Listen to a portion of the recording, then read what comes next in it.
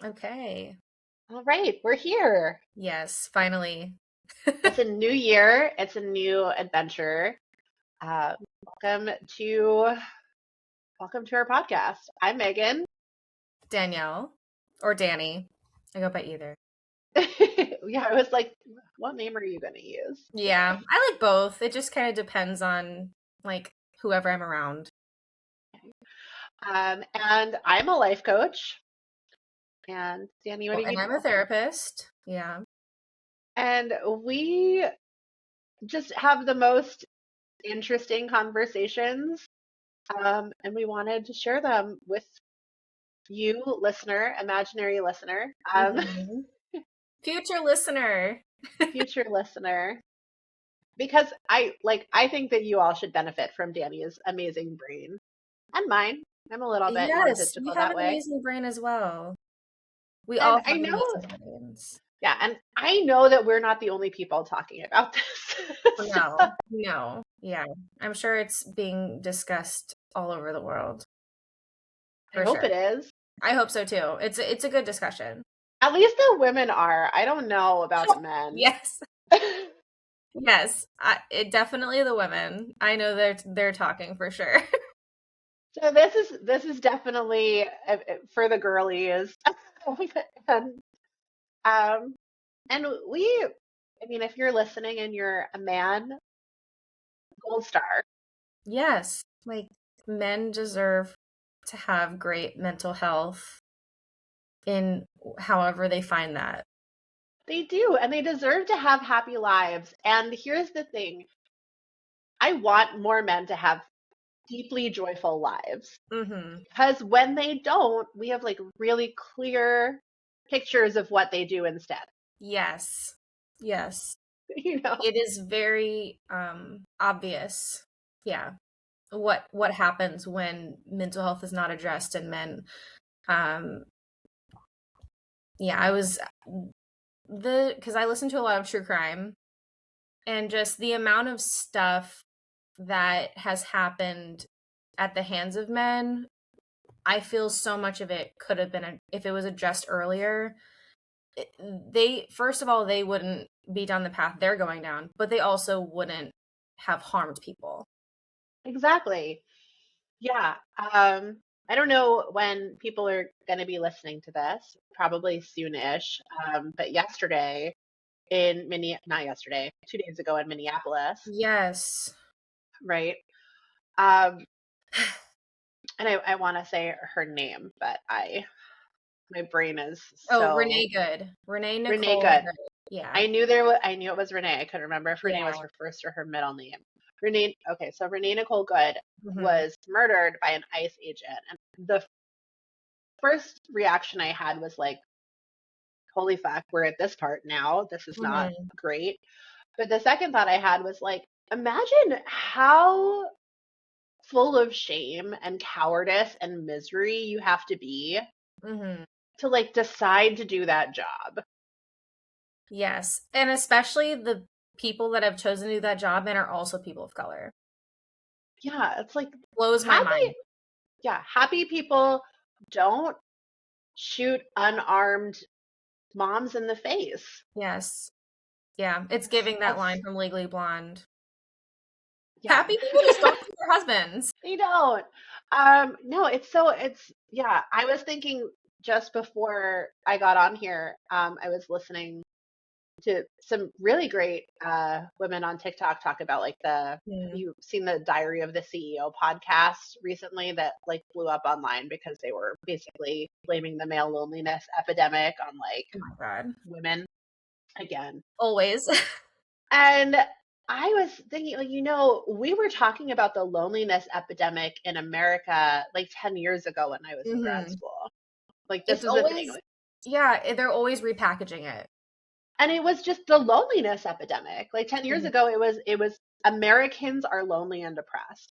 And now Yeah. it's like American men are lonely and depressed.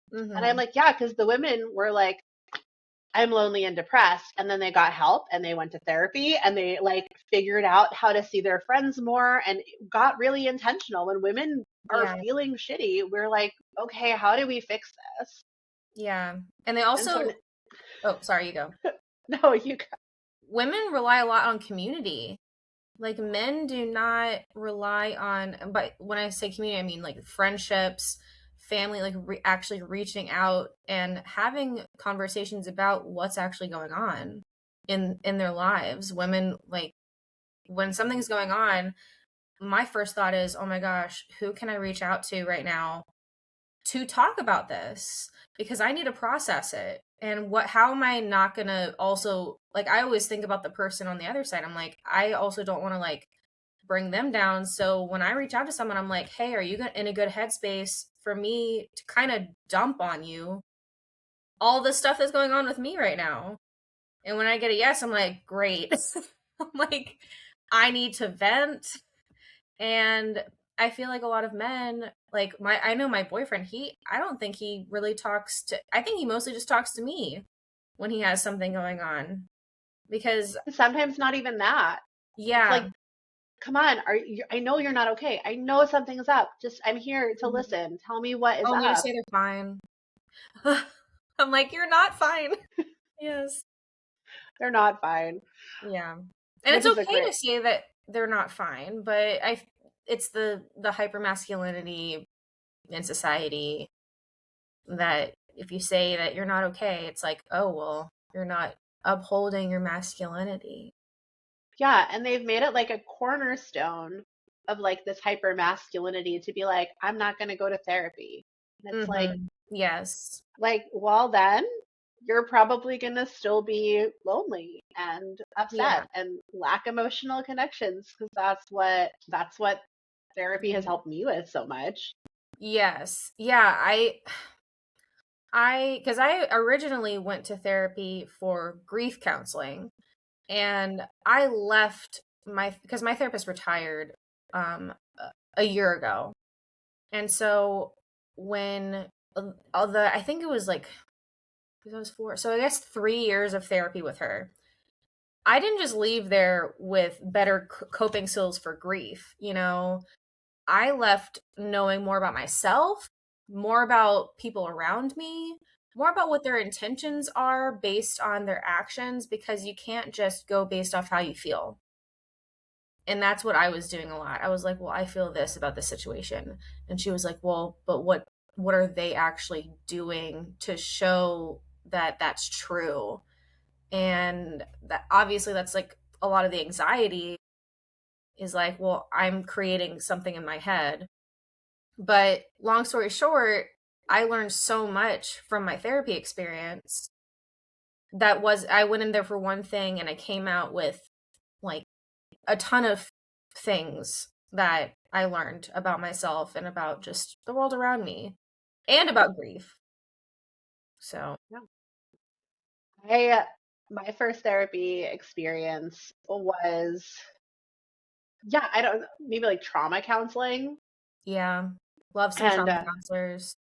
yeah, I will say that I got to almost 30 before I ever experienced therapy, partly because, not because like I was a happy person, Mhm. but because like it was never anyone else's problem. When I was growing up, therapy was still very much a thing that like problem Oh, kids yeah. were pushed into, and it's like you have to see the Mhm. therapist because Well, it was no one also else so can deal with you. taboo, like, when we were growing up too. It was still so taboo. Yeah, and it would never have occurred, I don't think, to any of the adults in my life to be like, well, you're getting good grades and you're not breaking any rules, Mhm. but like also you spend literally all your free time in your room and you don't have any strong connections to friends. Like they're just like, well, it's not a problem for me, so she's probably just like an introvert. I'm like, Yeah. no, I'm Oh, actually, getting labeled as an introvert. yeah, instead of like social anxiety or depression, Yeah. right? Um, and so it wasn't until I had like a really traumatic experience and I was at Florida State University at the time and they have a great center there for marriage and family therapy that Mhm. just offered, in the aftermath of this thing, if anyone feels like they need counseling, you can come for free. And so I was like, okay, I definitely want to talk to someone about this. You've removed the question of who do I go see? You've removed the question Yeah. of how much am I going to have to pay for this? Mm-hmm. And with those barriers down, I like marched right in. And what I realized most in that is that I didn't have anyone in my life that I felt comfortable talking to Mm-hmm. about how I was feeling or what I was experiencing if it wasn't positive emotions. If I didn't feel good about it, I didn't. Even my husband, who I love and had been married to at this point for like 5 years, I still didn't feel like I could cry in front of him. I didn't feel like I could break down in front of him. I didn't have, I didn't feel like I had people in my life that I could call and dump on. Okay. I Yeah. had them, but I hadn't done like the work to build that relationship with them where Mhm. I knew that I could do that. Yeah, like they Does probably that would make have sense? been okay with it, but you didn't feel like you Yeah, they could. would have been fine with it. Yeah. And all these people in my life who were willing and ready and waiting to hold space for me. And I was like, no, I can't, Mm-hmm. which makes sense, I guess. If you're in a really dark place, the last thing you want to do is risk being rejected by someone you care about by like reaching out and asking Yeah. for help Because and have them be like, so sorry, I'm busy right now. I can't. hmm Yeah, even if it's not like they're saying no, you can't ever talk to me, even if it's just that where like someone's just busy, it's like, oh, like I Yeah, wanted to do this, but it feels like a lot. So yeah. that was so helpful for me is just going through that and being like, oh, I need to work on the way I build connections with the people in my life, with the people I consider friends and the people that I Hmm. consider, um, family, because I don't feel like I can do this right now. And therapy was huge for me and just like breaking down that, Yeah. like identifying that and being able to move through it. Yeah, that's so interesting. Like, um, because I know we always think about like our own personal experience, and I know that everyone has their own personal experience. And thinking about you not feeling comfortable breaking down in front of anyone, for me, I break down in front of strangers.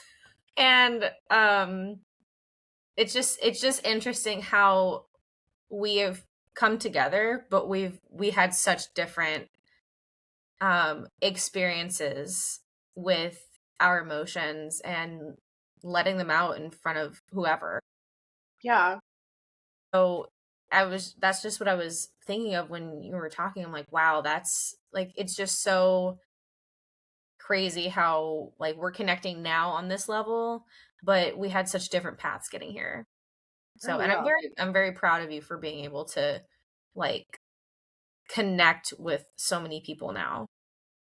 Thank you. It's amazing. It's increased my quality of life so incredibly much. It Mhm. immediately helped my marriage. I'm sure I panicked my husband because after the session that I went to where I was like, no, I don't actually feel like it's okay for me to cry in front of my husband and talk to him about how I'm feeling. I like brought my husband into counseling the next week. I was like, we're gonna do couples counseling together. I really want this. And he immediately panicked and thought that I was gonna ask for a Oh, divorce or something. And yeah. I was like, no, no, no, no, no, that's not on the table. But like, I just figured out that through no fault of yours, I don't know how to talk to you. And I want someone else in the room as I practice that because Yeah. that is scary, right? Mhm. So scary. So scary. Um, and I needed some support in figuring out like, why am I not comfortable with this? Is Mhm. it something that he's doing? Nope, mostly in my head. Okay, so like, how do I practice? And how do we have uncomfortable conversations with each other? And I mean, like, oof, I got such a huge benefit from that like follows me forever because now I have like one of the most important relationships in my life now has really solid open communication. Oh, that's amazing. So Yeah. good. So that yeah, that's awesome. And that was all at the Florida State Marriage and Family Therapy. Yes, and we got to I've been keep over there. going It's a for good It's a good spot. I love it. I think one of the things I loved about it the most is that the it's part of the like college, and so everyone Hmm. who's a counselor there is in training. Yes, they're all PhD students or master's Hmm. students, I believe. And so they're really coming at it from a space of like, I don't know everything. I think for me, I found that that's really important. Yeah. And a therapist is someone, or in a life coach, who knows that they don't know everything and who Yeah. knows that they're still kind of, I mean, there's always room for us to learn, but God, I don't last. I've done like a handful of sessions with like random therapists who like they thought they knew what I needed. And I was like, peace out. If I don't know what I need and I'm possibly like what if there was an Olympics in overthinking and like Yeah. self-diagnosis and analysis, I'd be winning medals. Hmm. So like if I don't know at all what's going on with me and how to fix it, then like the chance that you upon first meeting me are gonna like fix my problems with a list of tasks for me to do, like no, it's not. It's not Yeah. worth it. That is I completely agree with that because like as a therapist, when I go into a session with someone that I've met for the first time, of course I'm not going to know everything about them. Like that's like so someone is meeting you and thinking, "Hey, I have all the answers." Do you really? Do you really? No, you don't. I No. mean, you might have ideas of what could help based on what you've told them. Um, but no, you're not going to have the therapist is not going to have all the answers. In general, therapists are not going to have all the answers to everything. They have tools and they can guide you really well to see how you can improve, but no, they're not going to be able to fix every single thing. And I think that's a very big misconception too. Yeah, they people I get that as a life coach too. People are like, "Can you fix my problem?" And I'm like, Yes. "No, you can fix Yeah. it." Yeah. So that's I like that you get that a lot too because and it makes sense that you would because the title like or the not title the label life coach it does have and therapist they both have that same like oh they're gonna know what's going on with everything. Yeah, but it is very much one of the things I love about the phrase life coach Hmm. is that if you think about like coaching in general, like if I'm a basketball coach, I can't win the basketball game for you. Yeah. Like I'm never even stepping on that field. All I can do is like work with you to make sure that you are as prepared as you can be and then help you like evaluate after and be like what went well, what didn't go well, what Hmm. do you want to change for next time. And I think that's really clear. Like if you stop and think about it for a while, yeah, your coach, Simone Biles' coach, is not competing in the Olympics, No. right? The coach, but it really is a really specific kind of helping relationship. But still, Hmm. people are like, oh yeah, you can fix this. You have and a lot of coaches will do this. They'll have like, this is my 10-step plan. This is my formula that's guaranteed to like get you these Oh God. results. I can't And I'm stand the like, word guaranteed. I know, I hate Like, if you're gonna guarantee me something, guarantee that I'm gonna win the lottery. Like, have it be something like that's gonna change my life for real. You know? Yeah. So for you, so you are a therapist and where are you in that process? Because I know the last time we talked, you're doing you're seeing clients, but you're not like I don't know, what is the difference between a therapist and a counselor? Can you educate me on So, that? honestly, I think it's just preference because there's no actual like degree difference. I've always used the like for me, I've always used the term therapist, even though like my degree is clinical mental health counseling. That's my master's degree. So, um, and there are like other people that I work with that they prefer counselor. because they think that the term therapist is like a little outdated. But for me, I guess I don't know, I just have liked I like the term. I'm like, I want that's just like the title I like. And because I think some other people have like weird ideas tied, like you said, like with life coach, kind of it reminds me of how, because I've been a personal trainer, it's like people don't like the word trainer because it's like, oh, well, you're like training a dog. And so at some places I've worked in the past, they're like, oh, we call ourselves coaches, we're not trainers. So it's all about terminology and really just what the preference is for therapists slash counselors. And then there's you can have a social work degree also, and you can also be a therapist. So you don't have to just go into social work, like working with DCFS or something like that, or like doing case management.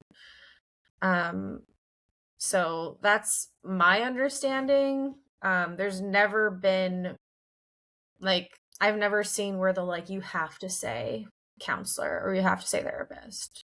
Okay, so So that's like it's not really a difference in the training or how they do the job. It's just a, no, some people have the preference. The degree does say counselor. Um, the only time I see therapist really used in a degree is like if you got your degree in like psychotherapy, or like psychologist, they also say therapist. Um, but you would also say you're a psychologist.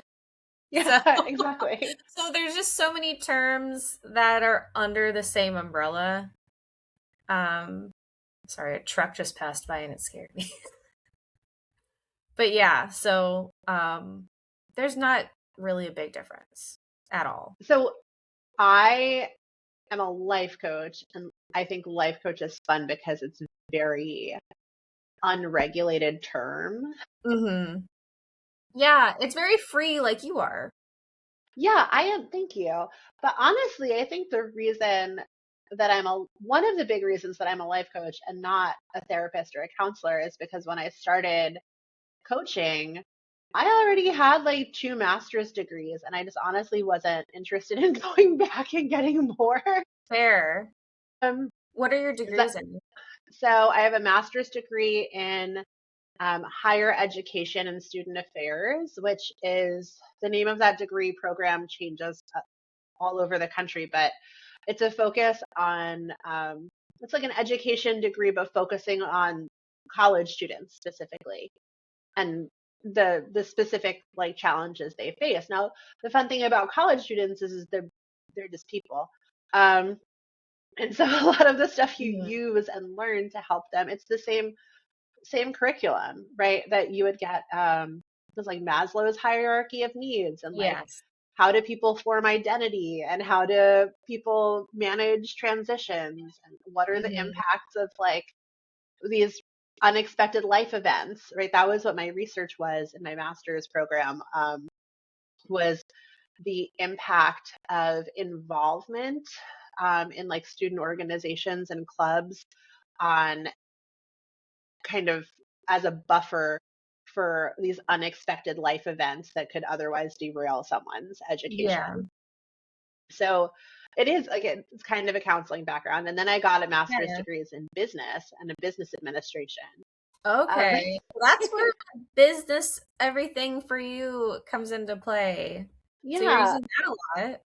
yeah, I am. Well, not as much as you'd think, because what I learned is an MBA is really meant to prepare you to be like a middle manager or a high level manager at like a large corporation. That's And interesting. because I am an entrepreneur, it doesn't really figure in so much because I'm not right now managing other people. But it is really helpful for Yeah. me to have in the context of coaching a lot of my clients because I have a lot of my clients end up being like middle managers. I have a Yeah. lot of millennial manager clients Hmm. where it's like they're kind of stuck in that middle of like no, they fully support everyone should have a work-life balance. Everyone should have space to have their emotions and feel valued, but they don't feel like they can do that because like their bosses are not okay with that at all. So Yeah. like the upper level management is not okay. So these millennial managers, it's almost like a meme now that they'll like work themselves to death, Hmm. but give like all the people they manage a radical permission to be seen and understood and have the Yeah. space that they need. They're like a guard almost. Again, it's the That's so boomer bosses. interesting. I Mhm. have never desired to have employees under me. So I'm like, that sounds so foreign. It's so weird. It's so hard. I think for most people, it's a big transition Oh, for because sure. you're like good at your job, and then being good at your job all of a sudden means being good at managing other people, like despite whatever line of work you're in or you're trained for. Yeah. And it's a whole new skill set. And most workplaces don't do a great job of training you for that skill set. And Hmm. I have a background when I worked in education.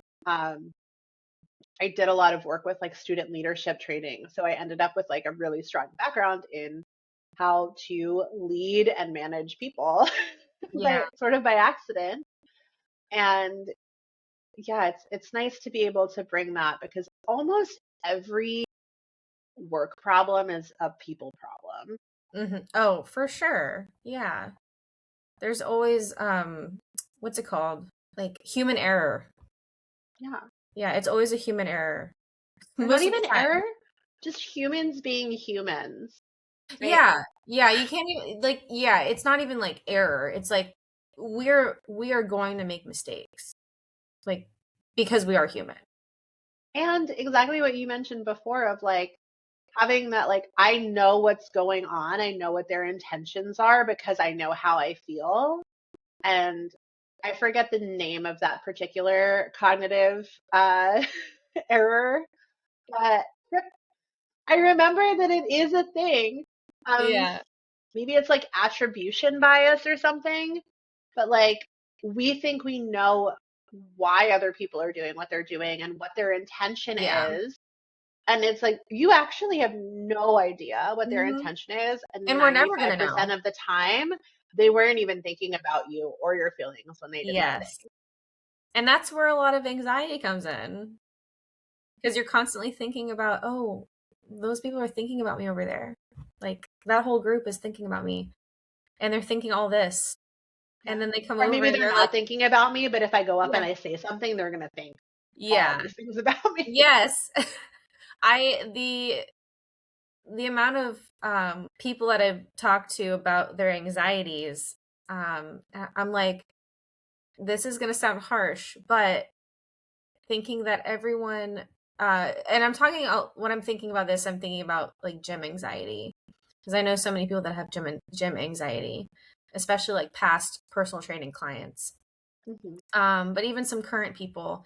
And I'm like, this is gonna sound harsh, but don't you feel like it's a little selfish to think or self-centered to think that everyone in the gym is staring at you and thinking, wow, their outfit sucks or their form Mhm. sucks. Like, I'm like, there might be someone that looks at you and thinks something really quick, but most people are worried about what they're doing all on their own too. And they're way more worried about themselves than about you. And it is a little harsh, but it's very true. Yeah. It is really self-centered. Yes. And I think that whenever I feel that kind of way, I'm like, I'm being very self-centered right now. Yeah.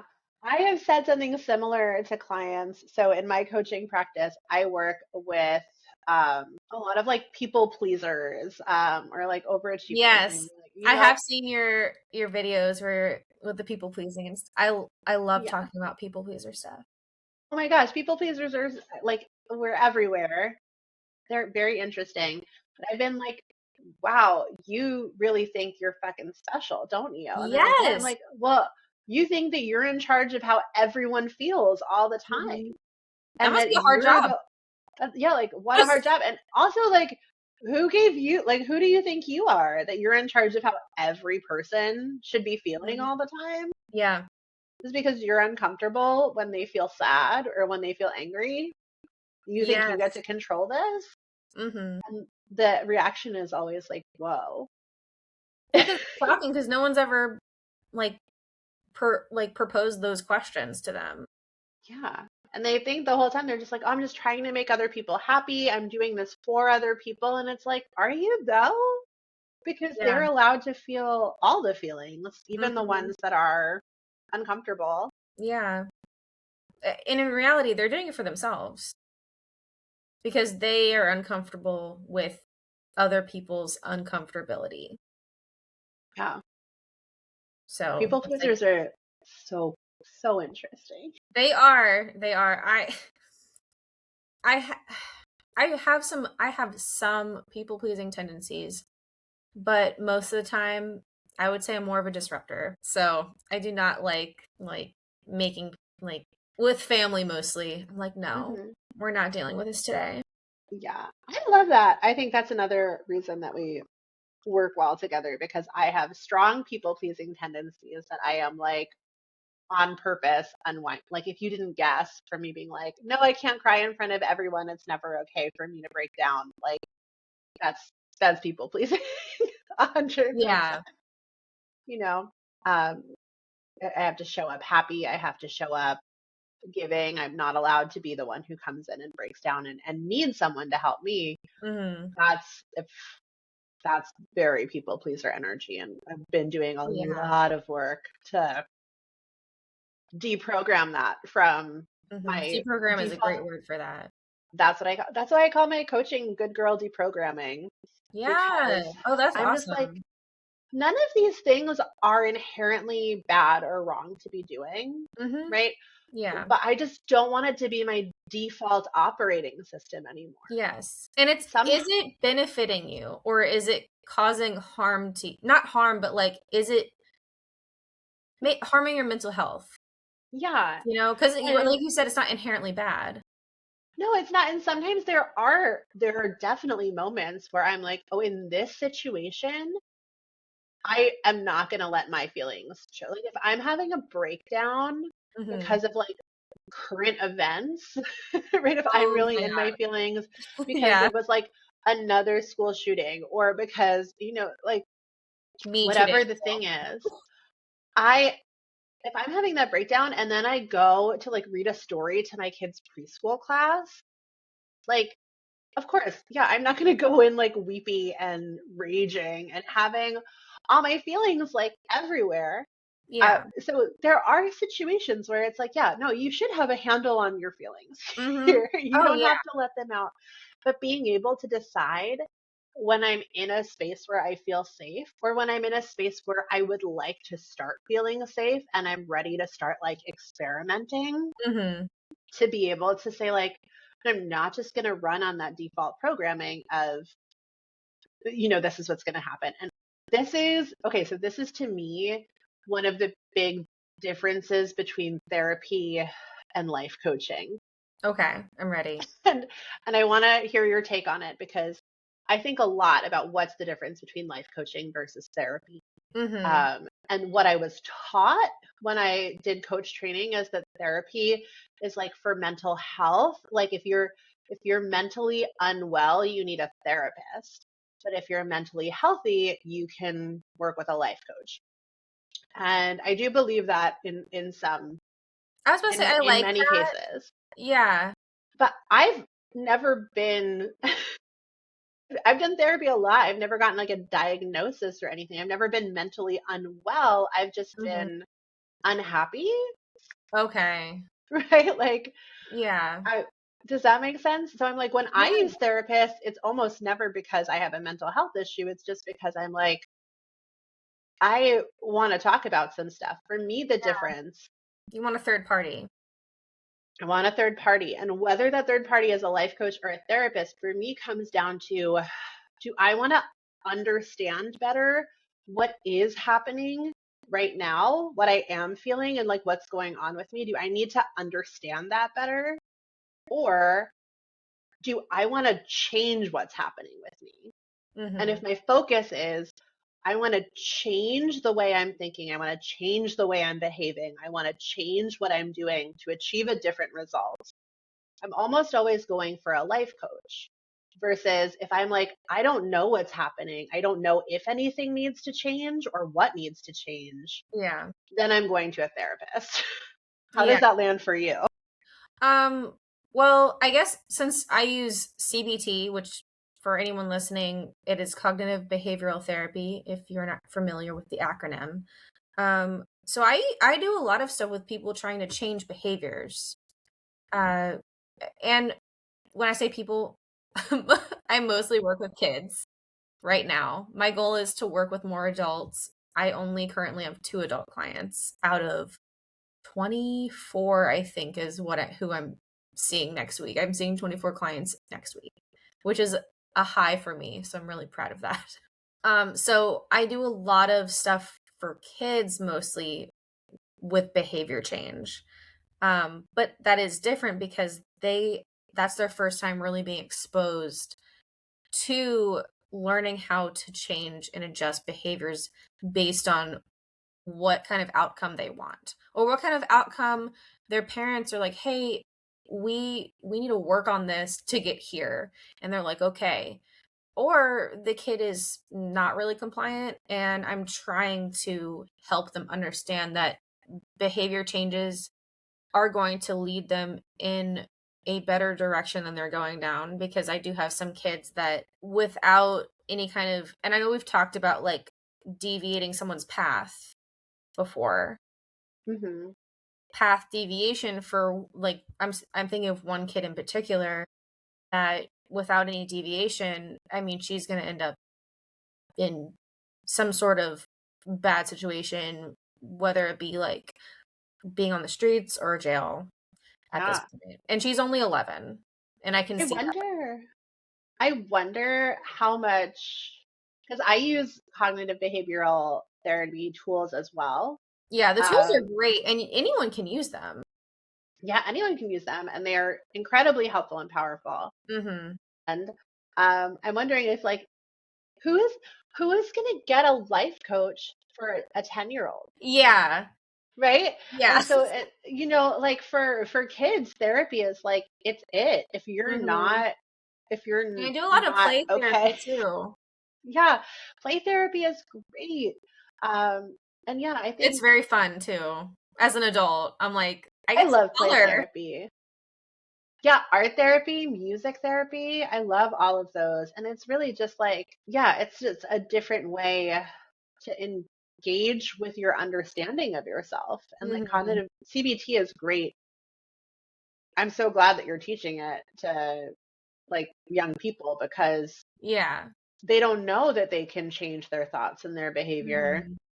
Yeah. and I love some whether or not, CBT games. Like I have a bunch of games that I do with kids to like have them understand CBT, have understand emotions, because a lot of them don't understand how many feelings slash emotions that there are. There's so, and I know we've talked about like, a lot of adults don't understand that either. yes, but just the labels that we have for some emotions and feelings, it's like it's all arbitrary. It's Yeah. all like just, it's social construct. It's just a construct, but we have the labels that are there. And for kids, a lot of kids need the label there. Yeah. Well, you can't talk about something if you don't have a word for it, Exactly.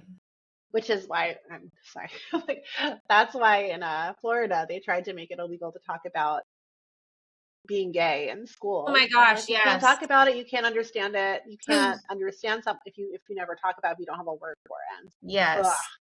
Yes. Um, but yeah, we don't have. Yeah, even grown-ups don't know all the feelings. I Mhm. don't know all the feelings. Yeah, I mean, well, because sometimes, I mean, I'll be having a sensation and I'm like, what is happening in my body? Because what my therapist taught me was that every emotion that you're having comes with a bodily reaction. And that was something that really, and that stuck with me, that she pointed out, because I was diagnosed with PTSD, from when my dad died, which we can get into that another day. But with having a bodily reaction to everything, that's why she said, oh, the terms for anxiety and stuff, it's like, that's just a construct. That's just something that we call it. Like, what do you feel? Like, what sensation are you having? And so that's what I always ask my kid clients and my adult clients. So I'm like, where are you feeling this in your body? Where are you feeling your anger? Like, when you get angry, do you like clench your fist? Do you feel hot? Like, is your like hair in the back of your neck standing up? Like, what's going on? And how can we bring those sensations down using these tools? That way you can use them Yes. when you get angry outside of therapy.